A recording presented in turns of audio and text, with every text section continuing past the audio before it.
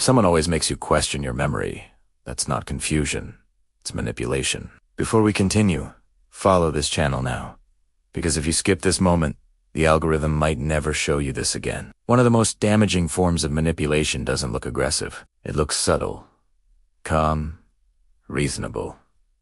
It slowly teaches you to doubt yourself. At first, it feels like small misunderstandings. You remember something clearly, but they say it didn't happen that way. You assume maybe you're mistaken. Maybe you remembered it wrong, but it keeps happening. They deny things you clearly remember saying. They dismiss events you know happened. They tell you, that's not what I meant, or you're remembering it wrong. Over time, something changes. You stop trusting your memory. Another common tactic is labeling your emotions. Whenever you react, they don't address what you're saying. They say you're overreacting, too sensitive, emotional, dramatic. The conversation shifts. It's no longer about what they did. It's about what's wrong with you. And slowly, you start questioning whether your feelings are valid at all. Gaslighting rarely happens all at once. It happens gradually. Stories change slightly. Details are adjusted. Past conversations are not enough for you to be sure they're lying, just enough to make you unsure of yourself. And that uncertainty is the goal.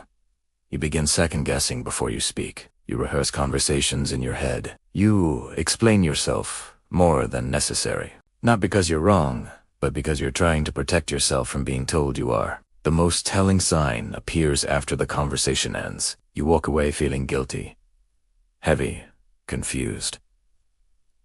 You feel like you did something wrong, but you can't clearly explain what. That emotional confusion is not accidental. Manipulators don't need to convince you they're right. They just need you to believe that you might be wrong. Once you doubt yourself, they don't have to control you anymore.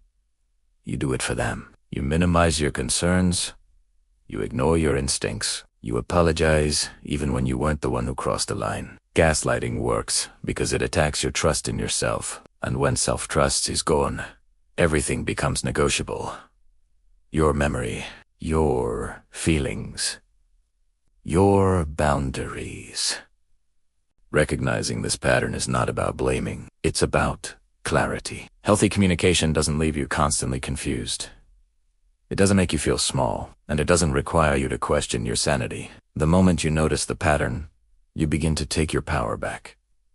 You don't argue the details. You don't over-explain. You trust what you experienced, because confusion that repeats itself is not misunderstanding.